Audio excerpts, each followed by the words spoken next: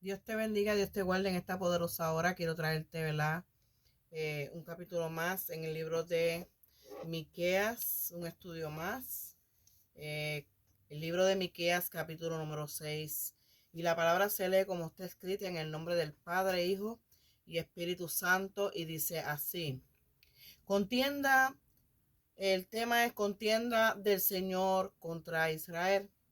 Y esto fue 700 años antes de Cristo. Amén. Dice la palabra del Señor en el nombre del Padre, Hijo y Espíritu Santo. Amén.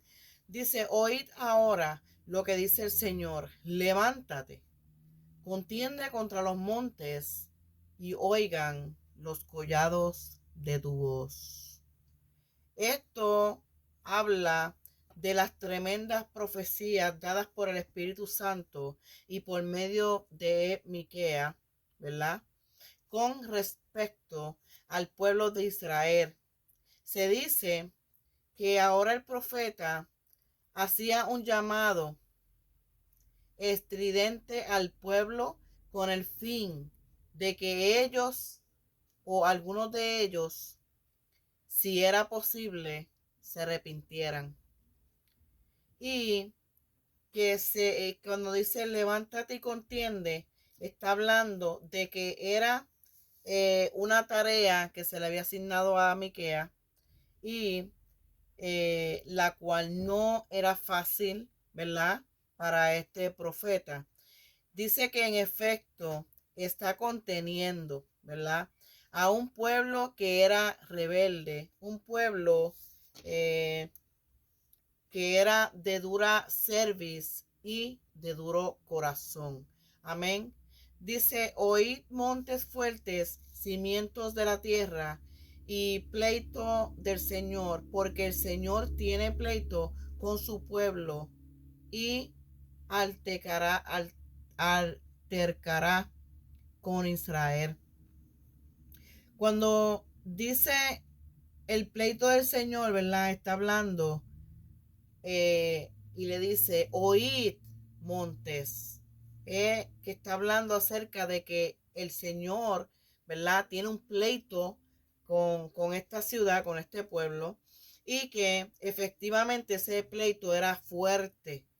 Aquí habla de que una vez más la creación es llamada como testigo y dice que el Señor, ¿verdad?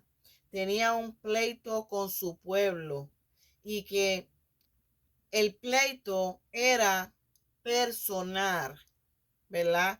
Él llamaba a su pueblo y aunque ya no vivían para él se dirigía rápidamente hacia una condenación eterna.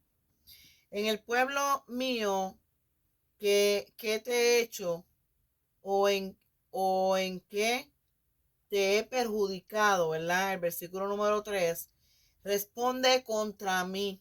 Ahí él está hablando acerca de toda la Biblia. Dice que no hay un ruego tan gráfico, ¿verdad? Y tan tierno como resaltaba, ¿verdad? En la palabra, ¿verdad? Que él estaba dando. Era: responde contra mí. No es lo mismo, ¿verdad? Que una corte de ley, sino que el Señor presentaba su caso y él exigía que Israel trayera a él, ¿verdad? El caso y que exigía, ¿verdad? Que rápidamente era a través de toda la tierra y que por todos los tiempos ninguno podía levantarse honestamente. Responder contra Dios es que Él les ha hecho mal de alguna forma. Amén. Por lo que el versículo 4, porque yo te hice subir a la tierra, o te hice subir de la tierra, perdón, de Egipto, y de la casa de los siervos te redimí, y te envié delante de ti a Moisés, a Aarón y a María.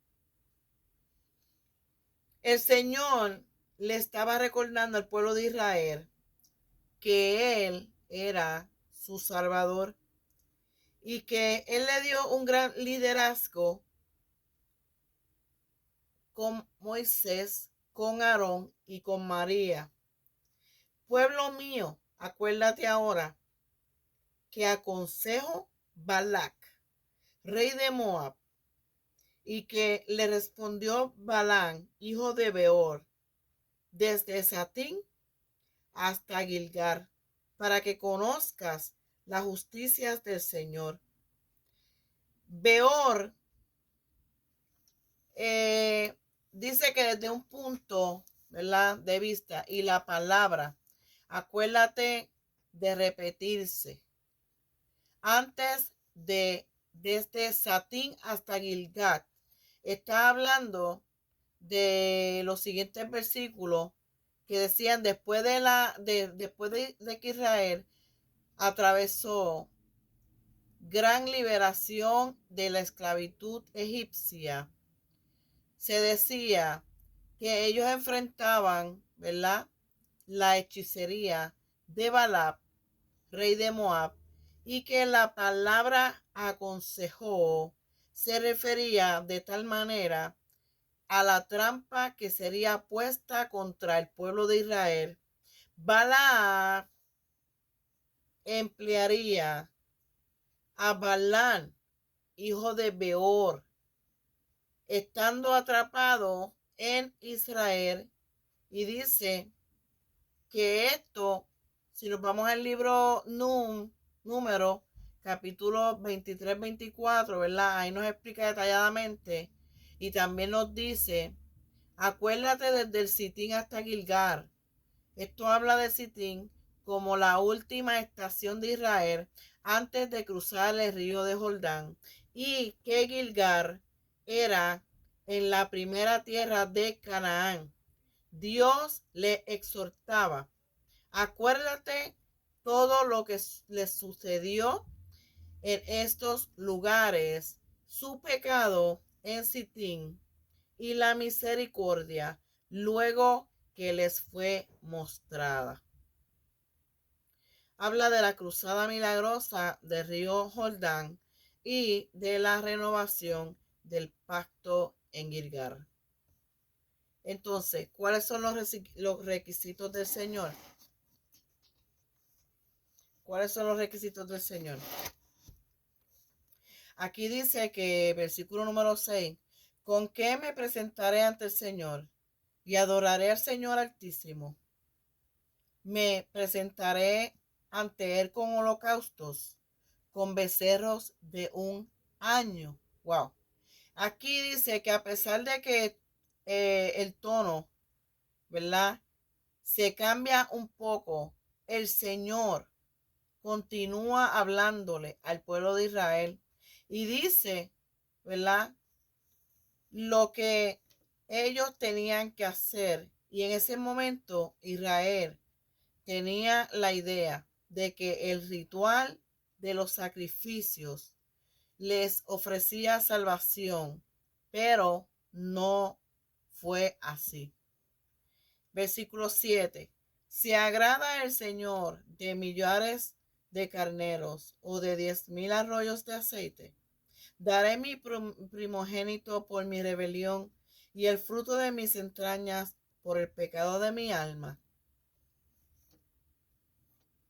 Cuando pregunta si le agradará al Señor los millares de carneros, ¿verdad?, su sacrificio, está hablándole al pueblo, el cual el pueblo había llegado a creer de que la cantidad aumentaba el valor, ¿verdad?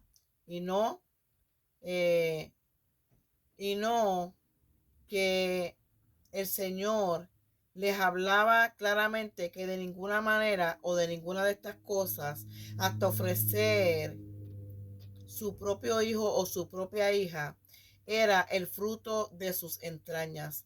Dice que esto podía expiar por el pecado de mi alma, ¿verdad? De su alma en aquel tiempo. Por consiguiente, esto va, ¿verdad?, al grano de las falsas ideas y de la falsa doctrina que habían llegado a ser parte de la sociedad de su pueblo y que no ocurría o no ocurrirá menos que hasta el día de hoy.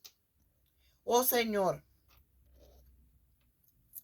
Él te ha declarado lo que es bueno y que pide que el Señor de ti. ¿Y qué pide el Señor de ti? Solamente hacer justicia y amar misericordia y humillarse ante tu Dios. Amén. Habla de la revelación dada, ¿verdad? Y esto lo encontramos en el libro de Deuteronomio capítulo 10, versículo 12. Por consiguiente, no había ningún tipo de excusa. El Señor proclamaba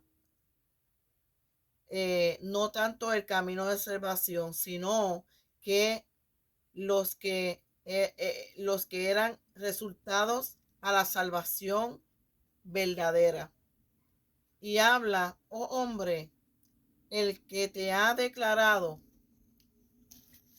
lo bueno y llama a Israel a volverse a la Biblia, ¿verdad? Habla de una respuesta a su pregunta y dice que el Señor pedía y dice que el Señor pedía de ti, que el Señor pedía de ti, ¿verdad? Y entonces es lo que se da hoy en día. Es, número uno, está hablando de ser honesto, la honestidad. Número dos, habla de la misericordia, es tener misericordia. Y número tres, habla de ser humilde, la humildad, ¿verdad?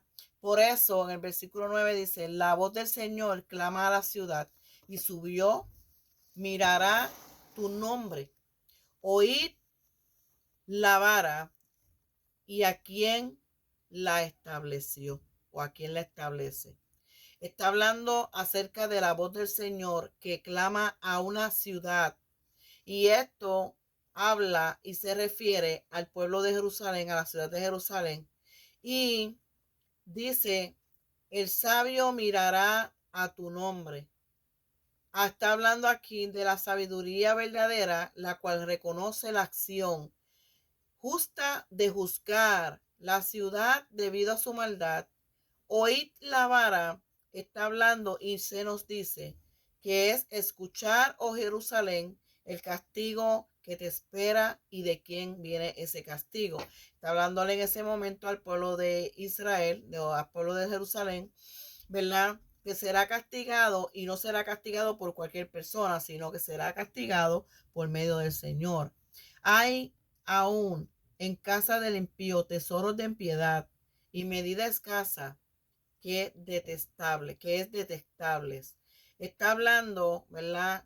De unas palabras que tienen mucha base y dice ahí aún, ¿verdad? Esto habla de las prácticas de las abominaciones y del fraude, la falsedad, del robo de los pobres.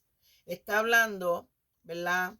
Hay aún en casa de impío tesoros de impiedad, lo que significa que los sacrificios de estos individuos que trajeron al templo, eran tesoros logrados por medio de la maldad, ¿verdad?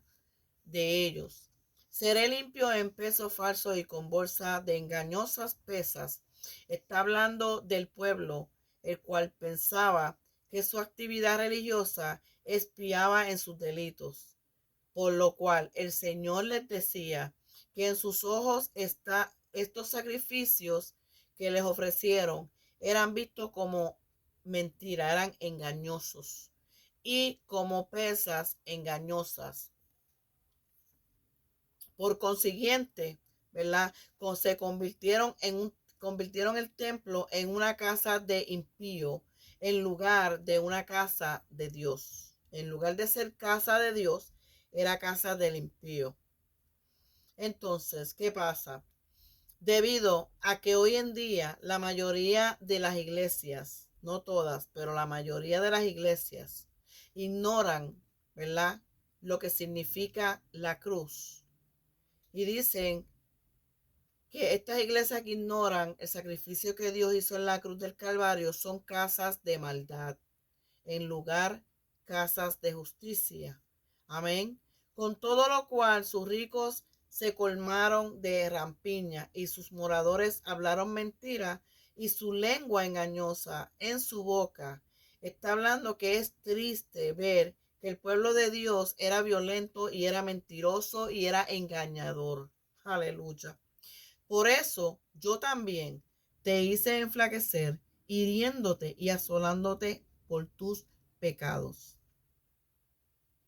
Está hablando de un juicio, el cual será un juicio seguro y será muy terrible. Está hablando de acuerdo al pecado que es tal juicio. Comerás y no te saciarás, y tu abatamiento estará en medio de ti. Recogerás, pero no salvarás. Y lo que salvares, lo entregaré yo a la espada. Wow. Aquí está hablando, ¿verdad? Acerca del dinero, lo cual no nos satisface. Está hablando del abatimiento que estará en medio de nosotros. Y también significa, ¿verdad? Y está hablando al pueblo de Jerusalén que caerán ellos debido a los problemas internos y en lugar de un ataque de afuera. O sea, vendrán problemas dentro de las iglesias antes de los problemas fuera de la iglesia. Amén.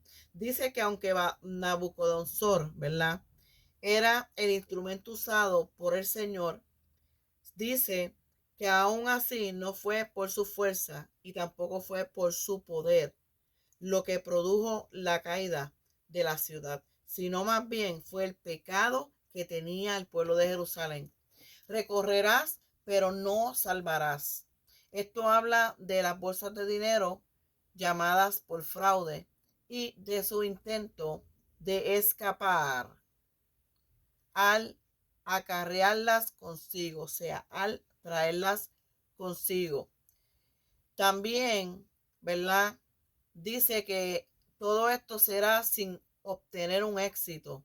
Y también nos habla de unos pocos que escaparon, pero que también fueron caídos, se cayeron en las manos del enemigo y fueron heridos a espada.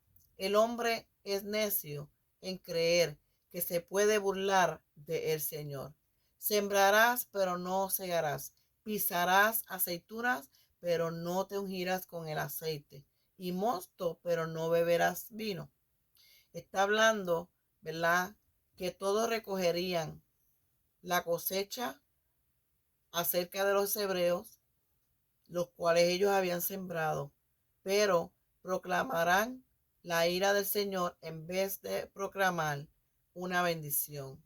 Porque los mandamientos de Omri se han guardado y toda la obra de la casa de Acab, y en los consejos de ellos anduvisteis, para que yo te pusiera en asolamiento, y tus moradores para burla llevaréis, por tanto, el oprobio de mi pueblo. Está hablando, ¿verdad?, de que Judá estaba en una inmensa idolatría y que debido a todo esto, ¿verdad?, que estaba ocurriendo, dice que el Señor lo puso en asolamiento, lo cual significaba el castigo que estaba relacionado con todo el pecado. Esto fue todo lo que yo traje en esta hora. Espero que haya sido de edificación para tu vida. Sigue estudiando la palabra del Señor, sigue nutriéndote de la palabra del Señor. Haz bien y no mires a quién. Dios te bendiga, Dios te guarde y será hasta la próxima.